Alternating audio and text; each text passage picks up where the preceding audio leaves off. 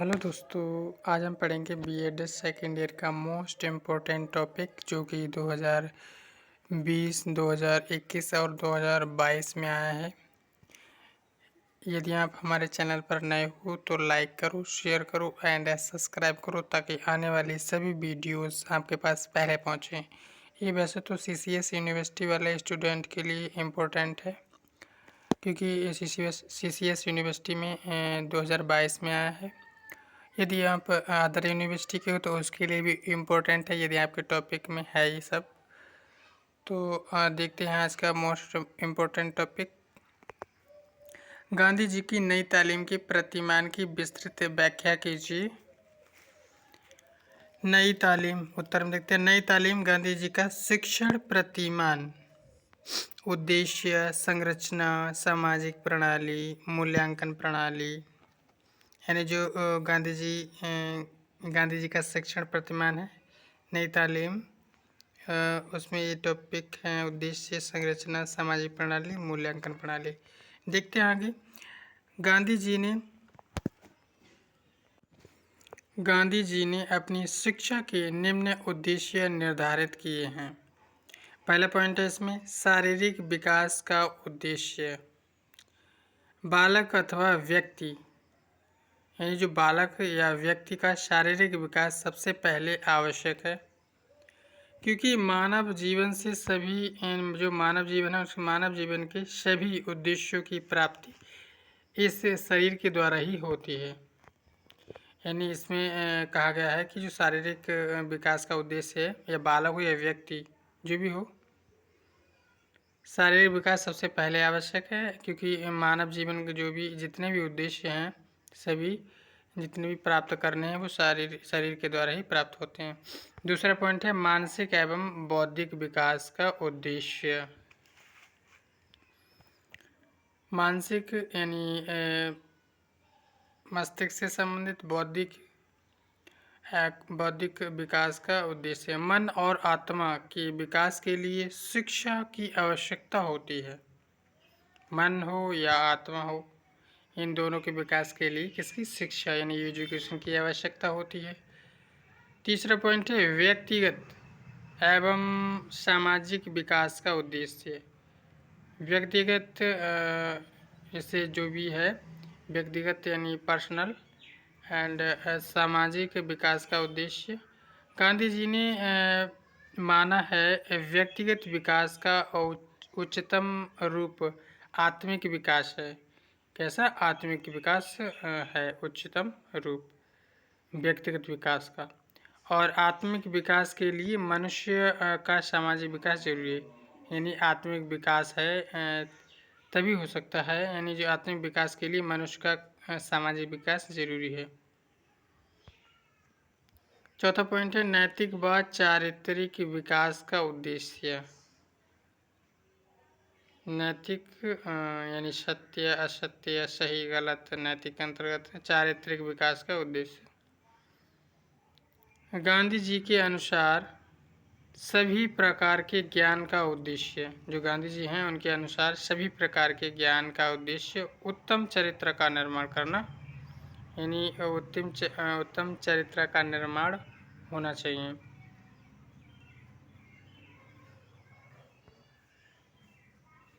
जिसमें सत्य, अहिंसा, असत्य,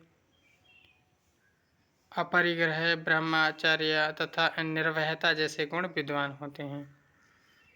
जो इसमें बताया गया कि गांधी जी हैं, गांधी जी के अनुसार जितनी भी यानी सभी प्रकार के ज्ञान जी हैं उनका उद्देश्य यानी उत्तम यानी सही चरित्र का निर्माण होना चाहिए। जिसमें जो चरित्र है इसमें सत्य, अहिंसा, असत्य, अपरिग्रह, ब्रह्मचर्य तथा निर्भयता यानी डर न हो जैसे गुण का विद्वान होते हैं। पांचवा पॉइंट है इसमें सांस्कृतिक विकास का उद्देश्य। सांस्कृतिक विकास के उद्देश्य में दिया है कि व्यक्ति के व्यवहार को नियंत्रित करने, जो व्यक्ति है उसके व्यवहार को नियंत्रित करने के लिए, कंट्रोल करने के लिए, तथा उसकी आत्मिक उन्नति यानी आत्मिक उन्नति के लिए सांस्कृतिक विकास बहुत जरूरी है। अगला इसमें छठा पॉइंट है सर्वांगीण विकास का उद्देश्य। सर्वांगीण विकास के उद्देश्य में दिया है, गांधी जी ने स्वयं लिखा है, शिक्षा से मेरा अभिप्राय बालक अथवा मनुष्य के शरीर, मन तथा आत्मा के सर्वांगीण विकास यानी सर्वांगीण और सर्वोत्कृष्ट विकास से है। इसमें सर्वांगीण विकास से संबंधित यानी इसका उद्देश्य है, यानी गांधी जी के द्वारा ये कहा गया है या लिखा गया है कि जो शिक्षा है, यानी शिक्षा से मेरा अभिप्राय यानी जो गांधी जी हैं उनका अभिप्राय बालक अथवा मनुष्य जो भी व्यक्ति है, यानी मनुष्य के शरीर, मन अथवा आत्मा के सर्वांगीण और सर्वोत्कृष्ट विकास से है।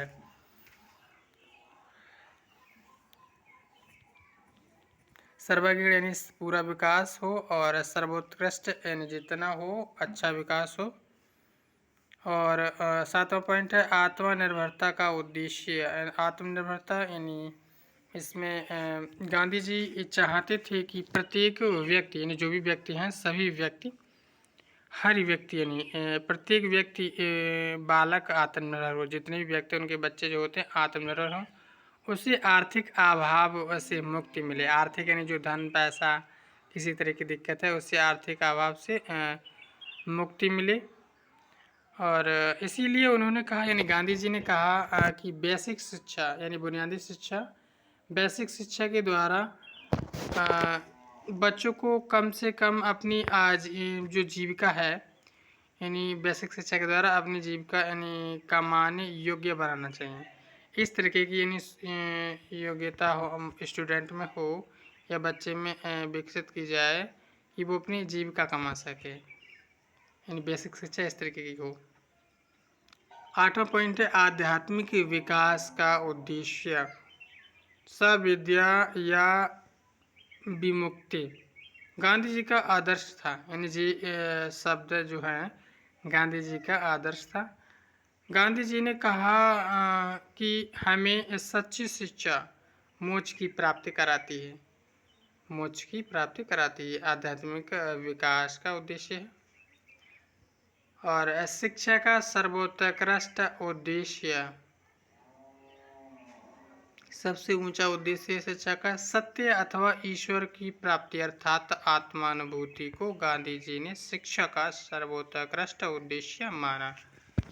यानी इसमें गांधी जो है उन्होंने शिक्षा है उसका उद्देश्य माना, ईश्वर या सत्य की प्राप्ति हमें हो और आत्मानुभूति यानी अपनी आत्मा की अनुभूति हो। गांधी जी ने शिक्षा को सर्वोत्कृष्ट सर्वोच्च उद्देश्य माना।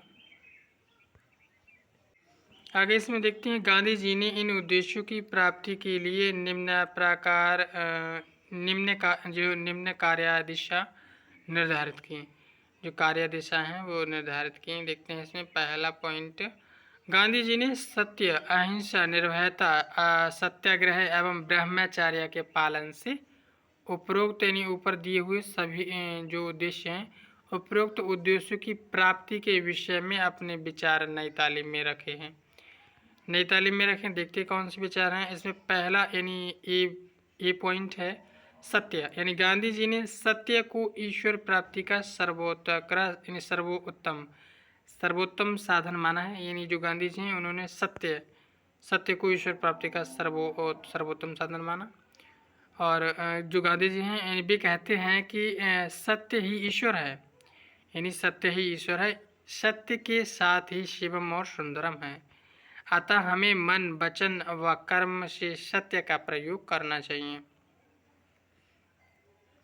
और इसमें बी पॉइंट है अहिंसा, यानी गांधी जी लिखते हैं अहिंसा प्रत्येक प्राणी के विरुद्ध द्वेष का अभाव है, द्वेष का अभाव है। यह प्रगतिशील दशा है। इसका अहिंसा यानी इसका जो अर्थ चेतन रूप से कष्ट भोगना, यानी यह प्रगतिशील दशा है। कौन सी? अहिंसा। यानी जो अहिंसा प्रत्येक प्राणी के विरुद्ध द्वेष का अभाव है, ठीक है। यह प्राणी की जो यह प्रगतिशील दशा है, इसका अर्थ जो होता है चेतना रूप से कष्ट भोगना। अहिंसा अपने सक्रिय रूप से जीवन के प्रति सद्भावना है। यह शुद्ध प्रेम है। अहिंसा व्यापक एवं ईश्वर का पर्याय है। अहिंसा साधन और सत्य साध्य है। अहिंसा क्या है? साधन है और सत्य साध्य है। इसमें सी पॉइंट है निर्भयता, यानी डर न होना। गांधी जी कहते हैं निर्भयता का अर्थ है समस्त बाह्य भयों से मुक्ति।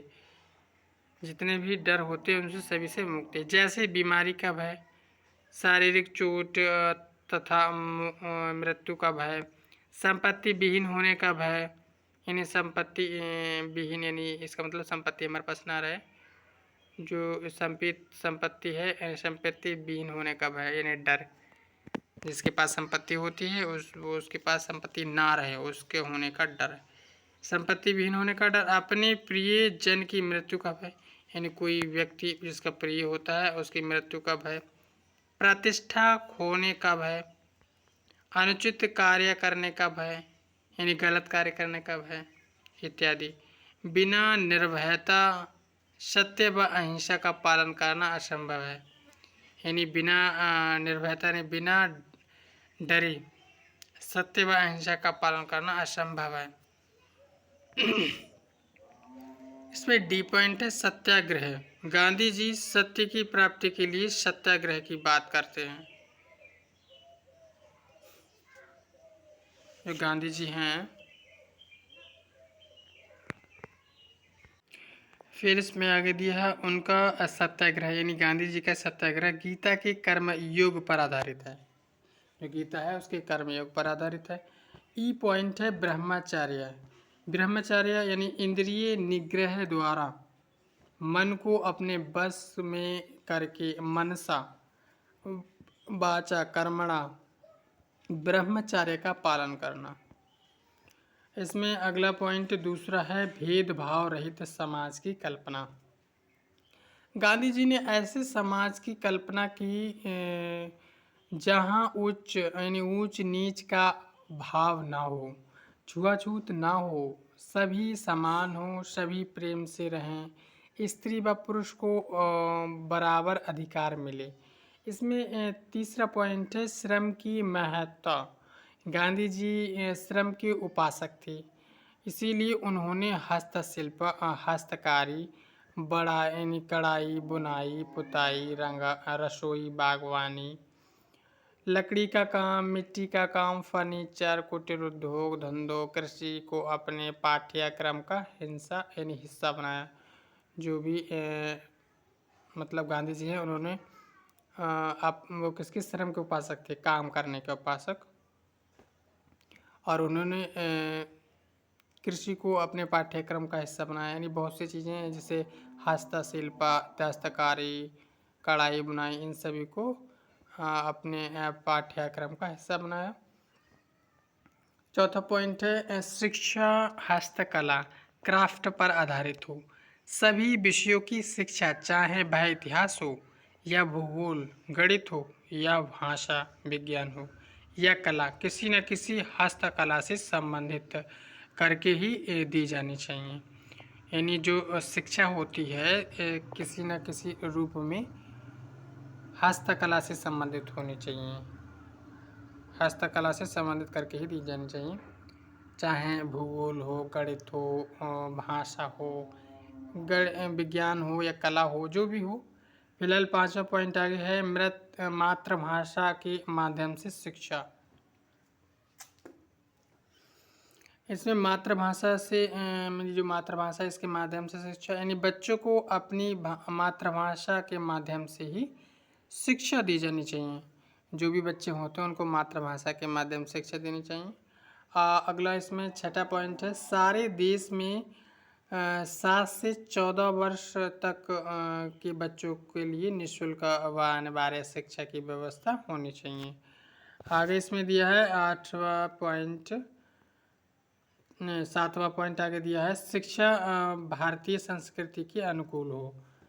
और इसमें 8वां पॉइंट है विद्यालय व समाज के बीच एकरूपता का संबंध हो और गांधी जी ने नई तालीम के उद्देश्य की प्राप्ति के लिए निम्न सामाजिक प्रणाली विकसित की है। पहला पॉइंट है इसमें स्वतंत्रता। गांधी जी बच्चों की स्वतंत्र अभिव्यक्ति के अवसर के लिए उनकी स्वतंत्रता के पक्षधर थे। जो गांधी जी हैं, यानी गांधी जी जो बच्चों की स्वतंत्र अभिव्यक्ति यानी कोई बात कह सकें स्वतंत्र रूप से, यानी इस अवसर को देने के लिए, यानी उनकी स्वतंत्रता के पक्षधर थे। जो बच्चों की स्वतंत्रता के पक्षधर गांधी जी थे। और दूसरा पॉइंट है अनुकरण विधि। अनुकरण विधि बच्चों की स्वाभाविक प्रवृत्ति होती है। कैसी? स्वाभाविक अनुकरण करना, यानी किसी चीज़ को अनुकरण के माध्यम से सीखना। वे सदैव कुछ न कुछ प्रारंभ से ही अनुकरण द्वारा सीखते हैं, यानी बच्चे जो होते हैं अनुकरण के माध्यम से सीखते हैं। सदाचार की शिक्षा के लिए यह सर्वोत्तम विधि है। जो अनुकरण विधि है सदाचार के लिए सर्वोत्तम विधि मानी गई है। और इसमें तीसरा पॉइंट है क्रियात्मकता, यानी रूसो, पैथोलॉजी, फ्रोवेल, डीबी और मांटेसरी की तरह गांधी जी भी क्रियात्मक शिक्षा पर बल देते हैं। अनुभवात्मक ज्ञान क्रियाशीलता से ही संभव है। स्वयं करके सीखना सर्वोत्तम विधि है। इसमें चौथा पॉइंट है मौखिक विधि। व्याख्यान, प्रश्नोत्तर एवं वाद विवाद जैसी विधियों के प्रयोग के लिए गांधी जी ने कहा है, बच्चों के प्रश्नों का उत्तर देने के लिए यह ध्यान रखा जाए, यानी जो बच्चे होते हैं इनके प्रश्नों के उत्तर देने के लिए यह ध्यान रखा जाए कि वे शारीरिक व मानसिक दोनों दृष्टियों से क्रियाशील बने रहें। मौखिक विधि इस मौखिक विधि में बताया गया है। और इसमें पांचवा पॉइंट है सहयोग विधि, यानी इससे बालकों में परस्पर सहयोग एवं सहकारिता की भावना का विकास होता है। यानी जो सहयोग विधि है इसके द्वारा क्या होता है, जो बच्चे होते हैं इनमें परस्पर सहयोग और सहकारिता की भावना का विकास होता है। छठा पॉइंट है सहसंबंध विधि। सहसंबंध विधि में यानी पाठ्याचार्य के सभी विषयों एवं जो क्रियाओं को एक दूसरे से संबंधित करके पढ़ाने की विधि को सहसंबंध अथवा समवाय विधि कहते हैं। यानी पाठ्याचार्य के सभी विषयों एवं क्रियाओं को एक दूसरे से संबंधित करके पढ़ाने की विधि को क्या कहते हैं? सहसंबंध अथवा समवाय विधि कहते हैं। आगे इसमें दिया है सातवां पॉइंट श्रवण, मन एवं निधिध्यासन, यानी निधिध्यासन विधि। यानी इसमें कहा गया है कि यह हमारी सबसे प्राचीन विधि है, जो श्रवण, मनन एवं निधिध्यासन। इसमें गांधी जी ने इस विधि को भी एक उपयुक्त विधि माना है। आठवां पॉइंट है प्रभावात्मक अनुशासन। प्रभावात्मक अनुशासन में दिया है गांधी जी ने आत्म प्रेरित अनुशासन के महत्व को स्वीकार किया है, यानी आत्म प्रेरित अनुशासन के महत्व को स्वीकार किया है। उन्होंने किसी भी प्रकार के दमन का विरोध किया है, यानी जो गांधी जी हैं उन्होंने किसी भी प्रकार के दमन का विरोध किया है, यानी दमन ना किया जाए। और इसमें अगला पॉइंट 9वां पॉइंट है आदर्श शिक्षक। शिक्षक आदर्श आचरण वाला, स्वदेश प्रेमी, त्यागी व संस्कारवान हो, सुयोग्य हो, दस्तकारी का ज्ञान हो, सहिष्णु, उदार व धैर्यवान हो, पिता, मित्र, सहयोगी व पथ प्रदर्शक के रूप में कार्य करता हो तथा ज्ञान का पुंज हो, उसमें ज्ञान का यानी भरमार हो एकदम। और 10वां पॉइंट है आत्म संयमी विद्यार्थी। जिज्ञासु हो, संयमी हो तथा ब्रह्मचार्य व्रत का पालन करने वाला हो, यानी आत्म संयमी विद्यार्थी। 11वां पॉइंट है विद्यालय एक कर्मशाला, यानी शिक्षक व विद्यार्थी के संयुक्त प्रयास से इतना उत्पादन हो कि वे आर्थिक दृष्टि से आत्मनिर्भर हों। विद्यालय एक सामुदायिक केंद्र हो। 12वां पॉइंट है धार्मिक और राष्ट्रीय शिक्षा, यानी गांधी जी ने धार्मिक शिक्षा के रूप में केवल मानव सेवा की शिक्षा और प्रार्थना तथा भजन की बात की है। और बेसिक शिक्षा में राष्ट्रीय शिक्षा पर बल दिया है। यानी जो गांधी जी हैं, गांधी जी ने धार्मिक शिक्षा के रूप में मानव सेवा है, जो मानव सेवा की शिक्षा और प्रार्थना तथा भजन की बात करी, और बेसिक शिक्षा में राष्ट्रीय शिक्षा पर बल दिया, यानी जो बेसिक शिक्षा है। आगे इसमें देखते हैं गांधी जी की शैक्षिक प्रतिमान की मूल्यांकन प्रणाली। किसी वस्तु, क्रिया अथवा विचार का मूल्यांकन किन्हीं पूर्व निश्चित मानदंडों के आधार पर किया जाता है। यानी जो गांधी जी हैं, इनका शैक्षिक प्रतिमान जो है उसका मूल्यांकन प्रणाली इसमें दिया है। किसी वस्तु, कोई भी वस्तु हो, और क्रिया अथवा विचार का मूल्यांकन किन्हीं पूर्व यानी पहले ही निश्चित मानदंडों के आधार पर किया जाता है। शिक्षा मनुष्य के निर्माण की प्रक्रिया है। जो शिक्षा होती है मनुष्य के निर्माण की प्रक्रिया है। उसके ज्ञान, जो भी मनुष्य उसके ज्ञान तथा कला कौशल में वृद्धि करने की प्रक्रिया है। और शिक्षा यानी और उसके आचार विचार और व्यवहार को उचित दिशा प्रदान करने की प्रक्रिया है। और अतः किसी शैक्षिक चिंतन का मूल्यांकन इसी आधार पर किया जाना चाहिए। किसी शैक्षिक चिंतन का मूल्यांकन जो भी है इसी आधार पर किया जाना चाहिए कि उपरोक्त दृष्टि से वह उचित शिक्षा के निर्माण में कितना सहायक हुई या हो सकती है। गांधी जी जो गांधी जी हैं, यानी गांधी जी आधुनिक युग के महान शिक्षा शास्त्री, दार्शनिक व विचारक हुए हैं। उनके शिक्षा दर्शन, नई तालीम ने भारतीय समाज में नई क्रांति को जन्म दिया है। यानी जो गांधी जी हैं, यानी उनके शिक्षा दर्शन यानी नई तालीम ने भारतीय समाज में नई क्रांति को जन्म दिया। गांधी जी ने भारतीय शिक्षा को भारतीय बनाने का कार्य किया। यानी गांधी जी ने क्या किया, भारतीय शिक्षा को भारतीय बनाने का कार्य किया। और उन्होंने शिक्षण की प्रणाली, जो शिक्षण की प्राचीन विधियों के प्रयोग में बच्चों की सक्रिय भागीदारी पर बल देकर उन्हें उपयोगी बनाया। इनके प्रभावात्मक अनुशासन को सभी मानते हैं।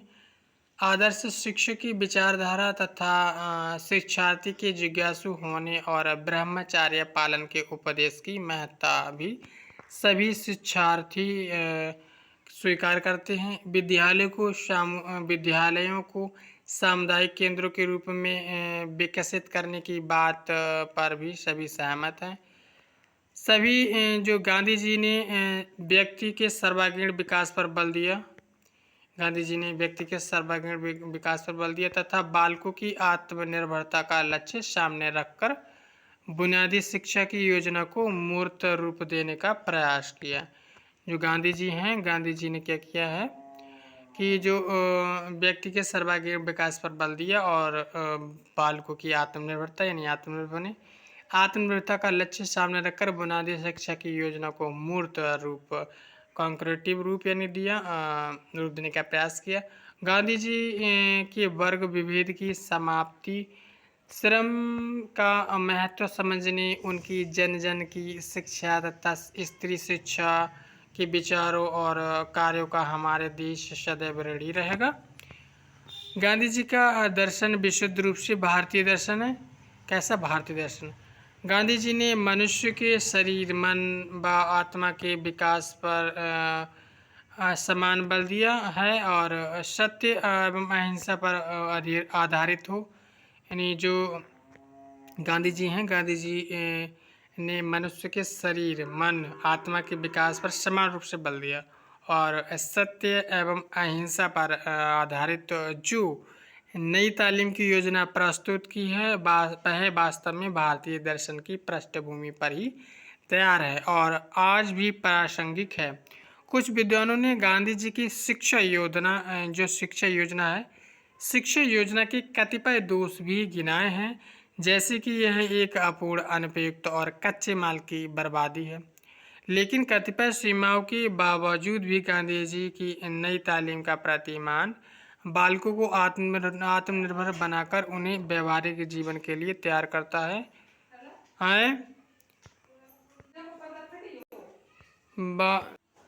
गांधी जी ने कहा था, नई तालीम भारत के लिए उनका अंतिम और सर्वश्रेष्ठ योगदान है।